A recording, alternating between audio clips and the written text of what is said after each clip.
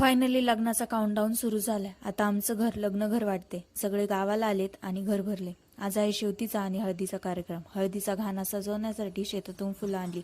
आम्हाला बसवलं. घरात कार्यक्रम आणि इंजिनियरला पेपर नसतील असं होईल का? मग अभ्यासावर गिवअप करून कार्यक्रम आटपला.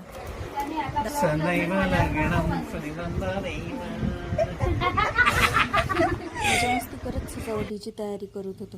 बाहेर आले तर आजी पिठाची बाहुली बनवत होती.